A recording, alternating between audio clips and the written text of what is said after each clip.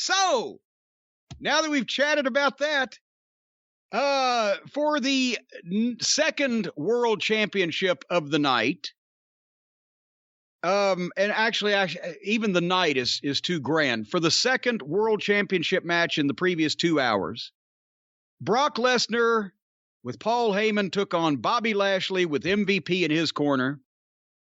And again, they set everything up. Lashley has come out of this better, I thought, in the way that they did the pay-per-view New Year's Day in Atlanta, where Lashley was the one that got offense on Brock. Lashley was the only one that he didn't get even with. They've done a good job with putting Lashley in this Brock and Reigns, a conflict situation to where he is just as credible as the other two guys. And we wondered, exactly how they were going to do this, since they lucked into Brock winning the title in Atlanta. He wasn't supposed to because of Reigns getting COVID, but then that was even better because Brock and Roman both were the champions, and that juiced their business up. But then we also speculated and pontificated, well, are they going to try to throw a bunch of different guys in here, make it multiple man matches or whatever? And then I had been mentioning that, they've got these guys in a great situation where Brock and Reigns hasn't happened. But Brock won the championship, but he didn't beat either Reigns or he didn't beat Lashley for it. But Lashley hadn't been beaten, et cetera, et cetera. So this match here, should we play the clip now or should we wait until the Rumble? Wait until the Rumble. Let's wait. Okay, we'll wait until the Rumble. We have a clip we're going to play of something we said here a few weeks ago. In this match for the title, Brock versus Lashley, Heyman even jumped in and did Brock's introduction with a little babyface juice on it. Again, that subtle thing. It wasn't much different than the way he normally does it, but because the people are into it and they're even chanting it louder, because in this situation, they're the baby faces. Just Paul's expression on his face and just the little juice he put into it. He was enjoying for once he gets to be a baby face.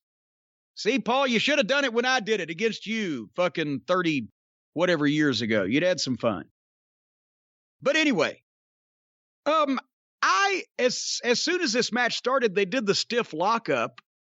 And, they're two bulls. I wrote down, I'd like to see these two guys wrestle a little bit. And I don't know, I guess we've just gone so far away from the actual sport part of this business that they don't do it, and probably people wouldn't know what they were looking at.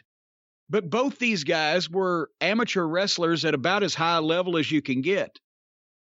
And in the old days, when you had a couple of guys with a background like that, just for themselves, if not even for the people, they'd have a friendly shoot for a minute or two and just wrestle. And it's not like it exposes any of the business, because these are both high-level wrestlers. Jack Briscoe, I think, did it a couple times with Dale Lewis. Brock and Angle have wanted to play around a few times in the past. But they could have actually wrestled for a little while under the friendly agreement that, okay, I'm not going to fucking hold you down if I get you, give me the Iggy and I'll let you sit out and we'll continue. But just to see what happens. We've talked about little friendly shoots in the middle of a match before amongst guys who are capable of doing it. But I don't know. What the fuck? What do I know? They just traded German suplexes 15 times. Brock, German, Bobby. Bobby, German, Brock. Brock, German, Bobby twice. They went back and forth. Bobby hit 2 spears. He moved and Bobby went for another one, but instead went through the barricade. And I mean, you can tell Heyman's got, his fingerprints on this because he likes the big moves and the high impact. And it was a big man match with impact moves. It wasn't smooth. And these guys really shouldn't be that smooth, but I think this may have been one of those things that went a little long. And Brock ended up Germaning Lashley so often that it looked like Bobby was getting tired of landing on the back of his head and started turning sideways. And then he was getting Germaned on his right shoulder. Did you see that as time went on? He was going straight over less often and sideways over more often. I was surprised how many times you went over. Well, that's bound to get monotonous. And then Brock went for the F5. Lashley got the hurt lock. And Brock struggled in it for a long time, and it looked like a struggle. And you could, okay, boom, this is, it put the hold over, and then finally turned around and smashed Lashley into the turnbuckles, but he pancaked the referee at the same time. I was like, oh, shit. Well, out of the pancake, Brock boosts Lashley up and gives him the F5, but as he spins him, the referee staggered out from the corner and got wiped out with the legs, and boom. So now Brock's got the cover, but there's no referee. And so Brock gets up, and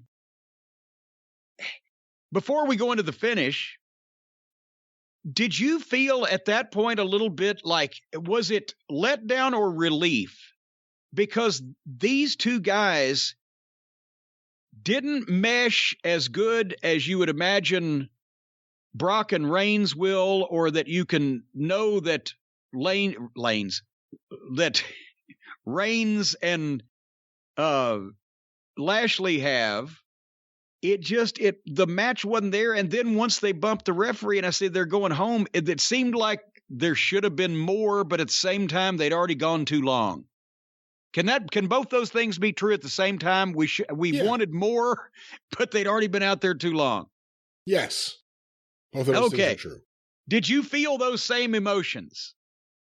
Yeah, I mean, I wanted the match to kind of be a different thing, but I got into what it was. I can't say I didn't. And I got to the point where I said, they really can't beat Lashley here, because then he's just dead. And, well, they didn't. Well, but again, both these things can be true. They did a sports entertainment finish. Lashley needed to win, and I'm not opposed to Brock being fucked in this instance, but after the referee goes down, cover from the F5, no referee to make the count, Brock stands up, Reigns comes in out of nowhere and spears him. Boom.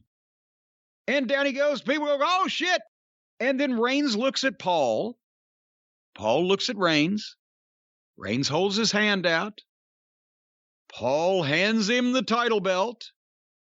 Reigns turns around and hits Brock with the belt. Lashley covers. Reigns gets out. The referee at that moment. Now, here's the thing. We've talked about this. There was no urgency on this thing. It takes so long because they're milking, because it's sports entertainment, and they're milking everybody's milking everything so long that people already in their minds knew what was going to happen and predicted it each time before it did, because it was being milked so long. But also, this is my biggest complaint. You've got criminals committing a crime while the cop's back is turned, and they're not rushing. Because they know the only excuse for this, the only explanation, they know that nobody's going to interrupt them, and they're going to get away with it.